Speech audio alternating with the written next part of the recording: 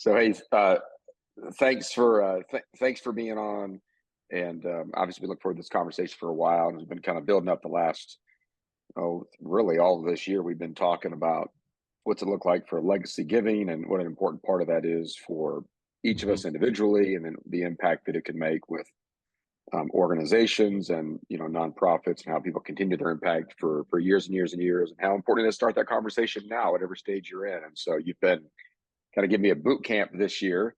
But let me do a quick intro on myself, and then I'll let you do a quick intro, and then Okay. um, we can jump into the conversation. I want to keep this a short lunch and learn, give folks something to think on, and obviously we'll point them to the website and the ways to learn more, and Okay. we can follow up as well. For those of us that haven't met, so my name is Aaron Story. I'm the president and CEO of Elevate Indianapolis. And obviously, if you're on here, either a board member or a friend, or you saw it on social, somebody invited you to sign up and engage with us in this half-hour conversation about really the impact of just that legacy giving. What's that mean? What's it mean to leave a legacy, and how do we do that? And when does that start? Is there an age time frame? Is there a season of life? Is there a certain career? And all these things. I know I'm setting you up, Mark, because all the Yeah. things you're passionate about correcting and redirecting. But Elevate exists to build long-term life-changing relationships with urban students in the city. So this last year we served about 1,400 students, Mm, predominantly IPS students and Purdue Poly Inglewood students as well. We get to build in-school relationships through our accredited classes, teaching character, life skills, leadership, soft skills, and then after school, evenings, weekends, summers, spring break, and year round, building safe and trusted, established mentoring relationships that we love to see great outcomes come nearly 100% graduation rate every year, helping our students prepare for post-secondary success, and ultimately just being a stable, loving, consistent presence for a lot of students that, to no fault of their own, have inherited sometimes some very vulnerable circumstances. And so that's what Elevate does. You can learn more about Elevate, elevateindy.org. But so thanks for being on, and part of this conversation churned out as we're growing up, as we're a 9-year-old now as an organization, and so heading to our 10th year next year, and somebody connecting us, and you're willing to generously engage this conversation, Mark. But do a quick intro yourself, just a bio, kind of why are you in this conversation? Why should they listen to you? Right, and then we'll jump into some questions. As you've heard me say, thank you, Aaron. As you've heard me say before, I wish I had my mom's bio here. I mean, hers is amazing. You would think I should run for president of the country.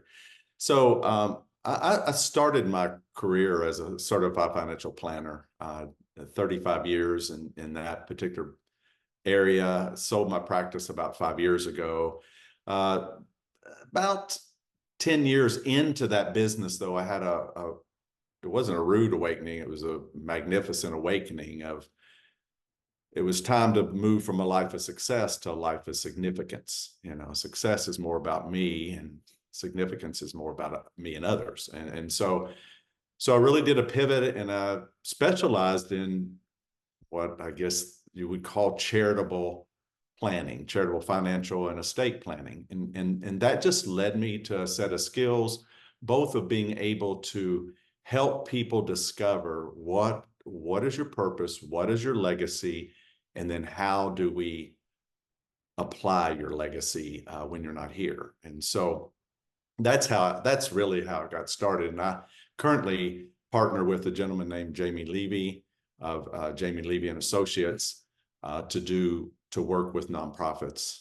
So I'm a consultant for them. I also do another thing called heritage planning, which is teaching families how to thrive through generations by concentrating on transferring their values before their valuables, right? If the cup isn't strong, then it won't hold what's poured into it. So that's just a real brief background. And my why is I just love to see great organizations, and this is not a plug for Elevate Indy, but I really work with some of the best transformative nonprofits that I know of. And so I've chosen to hitch my wagon to them and see how I can help them do what they do, but really to sustain what they do. for generations. That's great, Mark. Yeah, and I appreciate. I want to come back around a couple of things you shared as kind of part of your story, but let's get into it first. Let's just set the table, for this conversation itself, and maybe just let's go back to go forward and define when we talk about legacy giving and discussion of legacy giving. What before we talk about why have a conversation around it? What is it as you define it to a wide audience in general? What even is that as you see it? Okay. In the nonprofit world and the nonprofit consulting world, it's called planned giving is usually what the correct professional term would be. Planned giving is how do you plan to give what you cannot keep, right? How do you plan to give what you cannot keep? And so legacy giving, I believe, goes further than that, because I believe that legacy giving is transformative. It is a gift that can transform both the giver and the receiver. And so I love the why behind this is a lot of people have heard of there's nothing new under the sun, for every season, for everything, there's a season. Well, a fellow named King Solomon came up with that. And there is something else that he said, and I want to read it. And he said, it's better to go to the house of mourning than the house of feasting. For this is the end of all mankind, and the living will lay it to heart.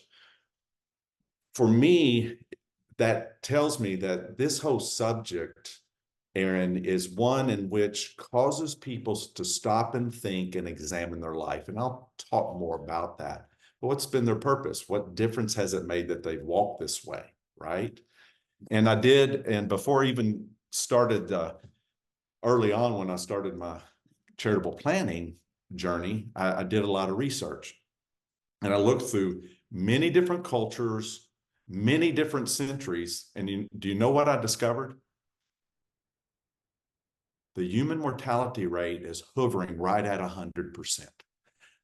So we're talking about something that everybody has, and that's a legacy. Everybody has a life and an end. And what difference, as I said earlier, what difference has it made that you walk this way? So that's why I believe it's important to have this conversation. That's great. How'd you like that research? So that was you had a crack team of researchers that determined that, I'm sure. So Yes. the consistency of that, every tribe, tongue, culture. So, Yeah. well, look, what is the difference? Let's talk about this between an inheritance and a legacy. So you kind of alluded to some of that in there, but as I thinking about that, kind of play that out again and think about it. So how should we shape our views as you see it, whether I'm in my late 20s, still building my career, in my 30s or my 40s, and I'm contemplating, like, at every season of life, right? We view maybe those eternal truths that you just alluded to, that in every nation there's a similar ending point for humans, right? But when you're young, and I've got teenagers in the house, and and I'm still raising kids, but they're older than they were. We don't think about that. We're navigating the day to day, and our humanity isn't always right in front of us. And so you think about inheritance versus a legacy. What is the difference? Okay. A fellow named Craig Lonsborough said that an inheritance is something that we leave to someone. A legacy is what we leave in someone. So if I'm 25 and I have 2 young children, a legacy is definitely going to be put in or left into them in some form or fashion. What type of legacies are going to be? Inheritance would be making sure that I'm leaving them enough money that they can be taken care of. So inheritance is what you leave to someone. A legacy is what you leave in someone. And so I think no matter what your age is, it isn't too late to examine what has been my legacy. And I'll talk a little more, probably a little later, about how do we do that, right? There's more to it. And then also talk some about how do you fund that legacy, and you fund a legacy through an inheritance, right? I mean, that's how you can help fund a legacy. Not only the things that you've done and put in people, but how do you continue that on after you're not here? So, Aaron, everybody has a legacy. Everybody leads a legacy. And you've heard me say this one before. It says Abraham Lincoln, wow, had a legacy. But so does John Wilkes Booth. Martin Luther King Jr. had a phenomenal legacy too. World changing, both of those men. So did James Earl Ray. He has a legacy too. And so I think for us, we have to examine our legacies, and are they transformational? Are they transformational? And I know that Elevate Indy is about transformational legacies. And so I'm not turning the tables on you, but just what is the legacy of Elevate Indy? How does it impact individuals, families, and their communities? I think that's a really great question. I've been thinking about this is that, one of the things that we talk about here the last year quite a bit in the organization with our staff is this 10-year vision, we have, and what does success look like every week? And so we have nearly all the staff have weekly rocks, weekly goals. We have weekly numbers we're aiming at. Then how are we contributing towards the annual, which is moving towards the 3-year, then the 10-year? And so we think about these things, maybe what's this week or this month or this year's activity that moves towards that really contributing legacy in our city. So we talk about what success look like, a lot here. And I think about, the idea, because people want to know what is, they may not ask it the way you're asking it. What is the legacy of an organization? In essence, some of what you're asking is if you weren't here, the organization wasn't here, what would the community cry for? What would they say is missing? That if Elevate goes away, does it matter to the community? And then what is the gap that's filled? Right? And fundamentally, that's legacy. So we think about our students being not just graduates of high school, although we're really proud that we have either 100% or over 98% every single year annually, the last 5-6 years of high school graduation rate, which in the communities that we serve in our high schools, that we don't take that for granted. And so we love to say that with Elevate, you will graduate from high school, but you never graduate from Elevate, because you're ready to graduate from high school, but you're going to, once an Elevate, always an Elevate. And so we think about from a legacy of relationship, a legacy of thriving, contributing relationship. And our students, just like those of us that have kids, we know that it's an up and down, journey, right? And you get on the bike and you ride it. Sometimes you fall off, and well, our students are no different, and our alumni are no different as well. And so we think about the consistency of presence with them that compounds as relationship equity grows and builds, because we know that generally speaking, most of our students really benefit from that relationship long term. And how this impacts our city, I think the legacy piece of it is that our city is better off when there's a fabric of deeply rooted relationships that our students are then woven into. They're not outsiders looking in. They're not always feeling like they're outside of the city's most thriving and best assets and strengths, but they're deeply woven in. And that's a lot of the work that we're trying to do. We talk about economic upward mobility. We're talking about contributing to a long-term, changing employment rate. Unfortunately, the neighborhoods that our students live in, predominantly, even when we were 4% employment rate for years in Indiana, these were 25, 30% unemployment rates. And, as we think about how do we prepare them to be thriving contributors to their neighborhoods and their families in a way that leads towards Indiana being healthier as a state and Indianapolis being healthy as a city. And so that legacy for us isn't just how many sports and adventure hours. So today I was here this morning and we had 15 or so students off to starting 2 to 3 days of time with Camptown, a partner, and they're actually going to Kentucky tomorrow night to do some kayaking, and they're very, I know, God's country down there, as you would say. And then but so as much as we love that, we know that's asset building as we're thinking about long term, Mhm. not just the measurable short term investments that, they're pretty pictures and it's inspiring. It's great to see, but that's a part of a much bigger legacy we want to leave in our community, not just graduation rates and college completion rates and, students that not just graduate, but stay in the state. Yeah. That's a big initiative in our state, whether it be the IEDC or the Indiana Commission for Higher Ed. People want to see people come to Indiana and then graduate and stay in Indiana and contribute.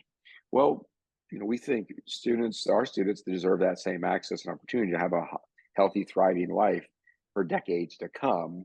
And they And do. we love to see it, and we see it. That's right. That's what I was going to say. Is that even though we're 9 years old, we've seen enough kind of proof in the pudding, and Yeah. that it's exciting to see that. Although they're still 24, 25, 26 years old, our oldest alumni, Mhm. but you see enough to know that hey, we need to keep doing this. Maybe we're onto something here, as well. So that's part of our legacy. We'd like to continue to see, Mark. I love something that I, it's one of those things, but I needed to see it again. And that is that where you started with is that you and your team, you have certain markers that you do, right? You check and you like Yeah, leading indicators of we do these things and it will make our legacy will happen, right? You're doing things for that to happen. And I'll share this briefly. One of the things that I do with the heritage planning side of my life, I've started to do personally with I have two sons. One's in Austin. Warren's 38 and my son's Jesse's 43. And we have a weekly early Sunday morning Zoom call. And we do a book study, like Atomic Habits or something like that. We spend about 10 or 15 minutes maybe on the book, but the rest of the time we're just connecting and building the relationship. Because for me, Aaron, when hmm, I'm not here, they're going to have the torch. Now, we all three have the torch now because we're all walking together. But someday it'll just be those two and their children, their children's children. And so I'm doing things now to impact my legacy for the future. And I love that where you started that with Elevate. We're doing things now to literally transform the legacy of students, of young people, and also older people that they will also affect. One thing that I was thinking about in this call, I was thinking about partnership. hmm. And how are we on time? Are you okay? We're doing great. Okay. We're doing great. Thinking about partnership and partnership, if it's just one person joining another person and they get two, right? They just get the same output that they got separately. That's not really a partnership. And I was thinking what a partnership looks more like is we got a gentleman that has a shovel and you have another gentleman that has a wheelbarrow.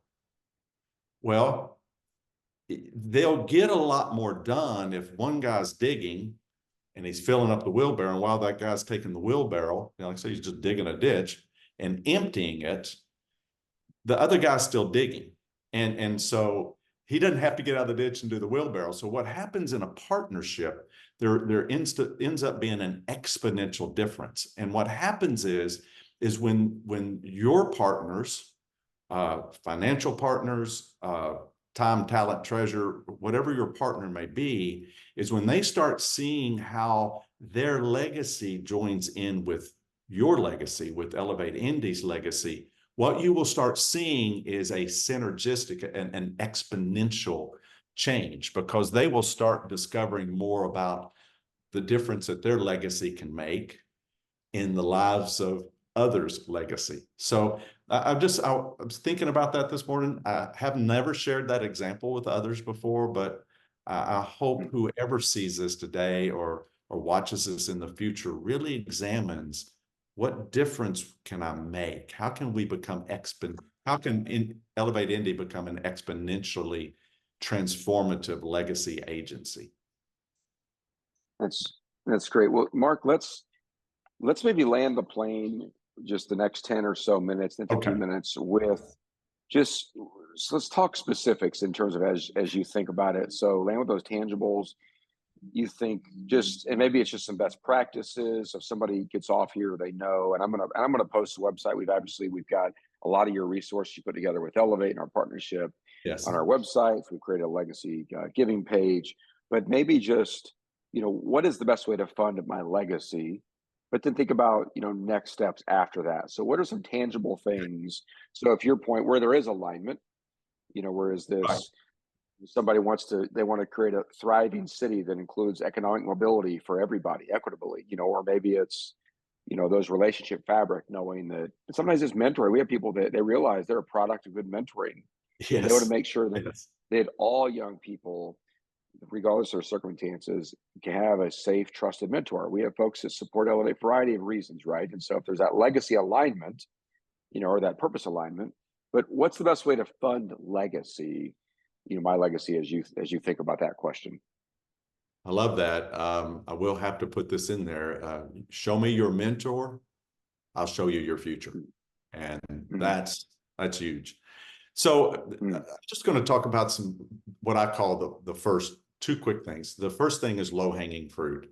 If you're going to fund a legacy, well, you could put it could be as simple as adding a codicil to your will to include Elevate. It could be, if you don't have a will, definitely encourage you to write a will and include Elevate Indy in your will. Those are real easy ones. Some people have trust documents. You can do an addendum to a trust document. Those are easy things. Another very, very easy thing to do, and one of my favorite techniques, is for people who have taxable assets like IRAs or 401ks, TSAs, whatever they may be, is change a beneficiary. Because those are normally taxable assets, like to my children, they would be, but I can leave them to Elevate Indy. They're tax-free. It's literally taking money that would have gone to taxes, a portion of it, and contributing it to where your legacy can make a difference. So those two things, wills and then change of beneficiaries. There are some tremendous current planning techniques, it's called plan giving techniques. They're charitable remainder trust, pooled income funds, charitable gift annuities, all by the same thing, or kind of in one category. They're things that allow a person to contribute to now, get an income tax break, avoid capital gains, and get an income for their life. Actually, usually, if structured well, an increased income for their life, for their lifetime. And the balance of whatever is there goes to Elevate. And I love those techniques. Some of them are more simple than others, Aaron, but I like those techniques. The number one fear, the number one fear of people watching this now or in the future is, well, I have enough money for me. And as a financial advisor, I always make sure that everybody had enough money for them. But here's a gift that they can do now: get income tax breaks, possible increased income, more money back, and benefit Elevate. So those are just some simple ways, I would say, that you can fund your legacy. And some of them you can benefit your family now. So go back. Let's even so as you think about some of those, I know there's some more simple techniques and others. And so if I'm you've shared some stories, and like as we did our board training last Friday, you trained all of our board in this very conversation for a couple hours. Right? We talked through this just as a way to invest in our board that are investing so deeply in Elevate. But one of the stories that you shared, you talked about, folks with you would say maybe it's middle or lower middle income, giving, which is where most of us probably on this Right. call are at, right? Right. And so many of us at a minimum. And so I think whether it's mid, late 20s, 30s, you've got kids and we're just trying to figure out how to, sometimes keep the lights on and a mortgage and gas costs more.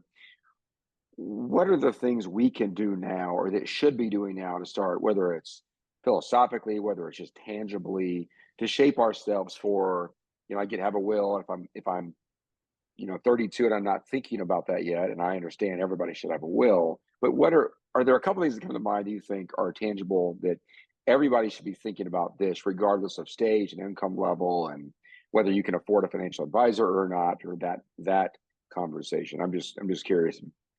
Well, I, I had a client that had, I'm gonna really round this off because the numbers are easier. They had about a $300,000 estate, and they were in their early 70s. Three daughters, $300,000, three daughters, and they had a phenomenal uh, giving. They had been giving for years, right? These were givers. They believed in giving 10% no matter what, off the top. And so the three daughters, they had the three daughters, but they didn't have the nonprofit or the church in this case in their will.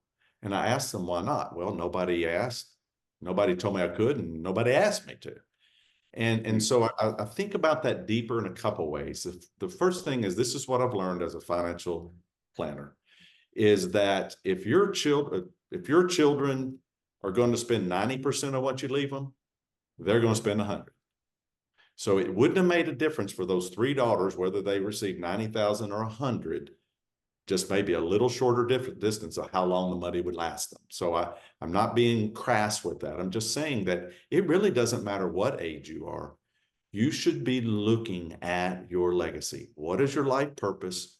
And what difference is it going to make that I walk this way? And how do I fund that in the event I'm not here? How to take care of my heirs, my kids, my children, whomever it may be. But how do I fund what it is that I've been called to be a part of? How's that? That's great. That's great.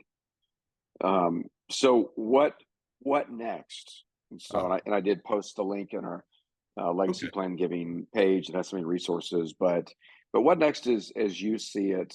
All this is very practical in a whole lot of ways. But if we're doing this half hour, 30, 35, 40-minute conversation, there's obviously probably still a lot of meat on the bone, so to speak. But right. What next is as you see it, or what you would recommend for folks that are on the call?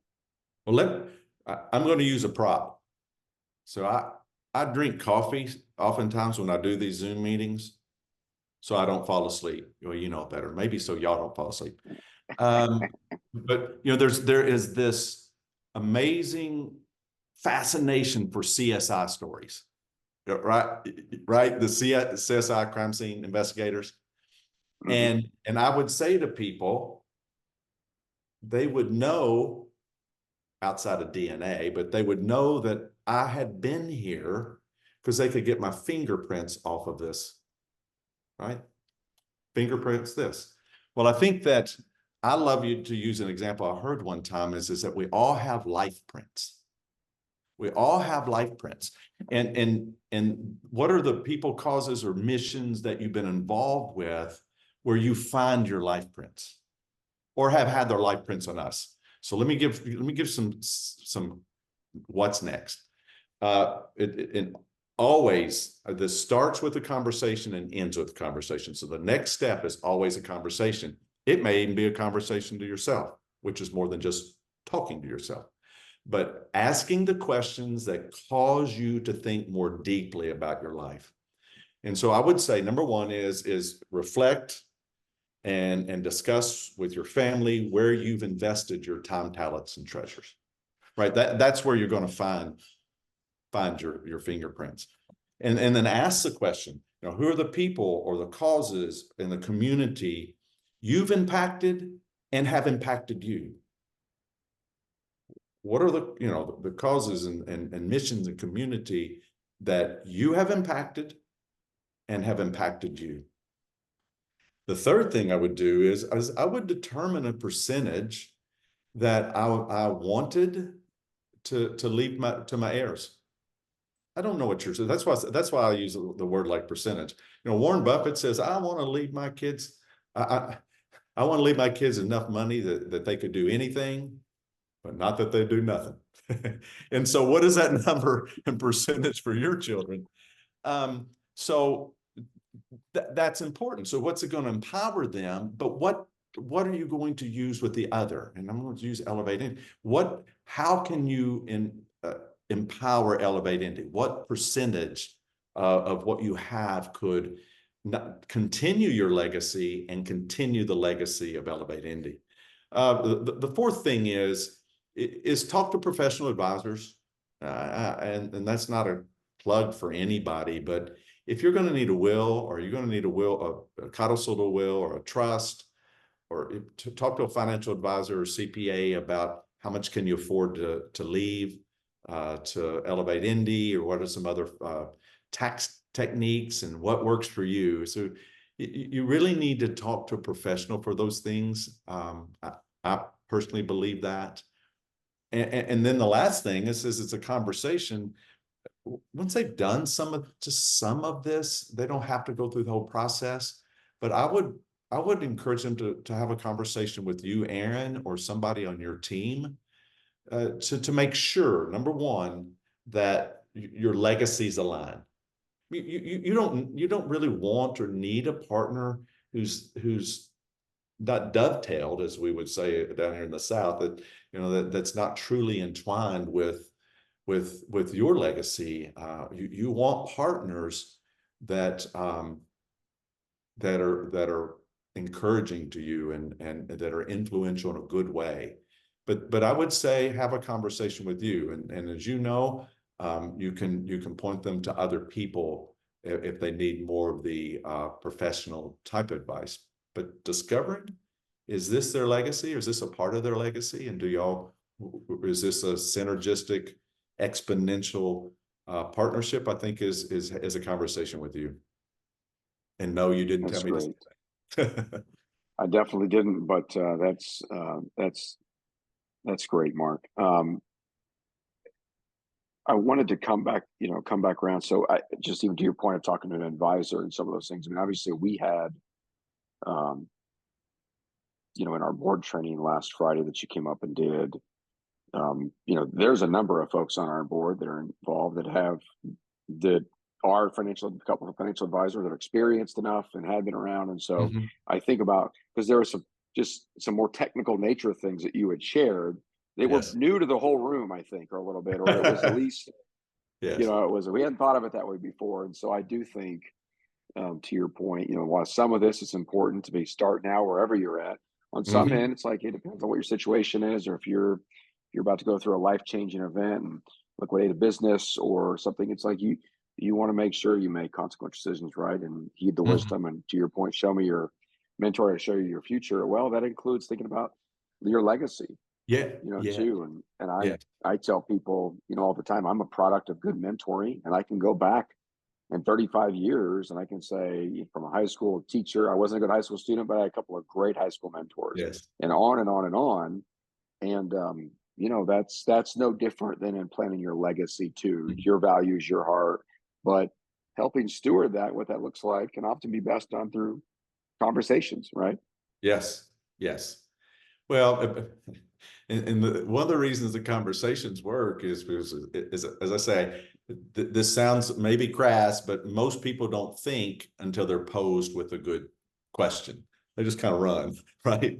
Mind kind of runs. And something as important to this, something that every one of us will face an end here, something that can make an eternal difference is to have a conversation and with someone, just to start having, what difference has my life made? Where have people made impact in my life? Where have I made impact? I think that is huge. And of course, mentoring is probably my call. As I told you in that meeting, I would much rather meet with one-on-one or with a small group, because I think that makes the biggest difference. But you can discover life purposes and legacy in a conversation. Well, wonderful. Mark, hang tight. So thanks everybody for being on this. I did drop my email in there as you were sharing. Reach out and contact. I've also put the link for the Legacy Plan Giving page. There's an info form that somebody, if you fill this out, we actually have a Legacy Plan Giving packet that we sent that we worked out together with Mark and JD Levy. And so a lot of information, ultimately, it's just as a free resource to the community. we know there's a lot of folks on here that are donors or partners or volunteers with Elevate, too. And so we want this to be a resource to you as we've been able to share. We hold everything open handedly. Obviously, we want to have great conversations, with folks that consider their future and their impact investment with Elevate students. But thanks for making this conversation possible. Mark, we don't at Elevate in our classes, we don't clap, we snap a lot. So we're big on just we snaps, our staff, our students, they all know this I love too. this. And so thanks for making the time, your generosity and investing in us and ultimately the city and our city's kids. So much appreciated, sir. And thanks everybody for being on. Thank you, Aaron. Thank you. Thank you. I'm going to stop our recording.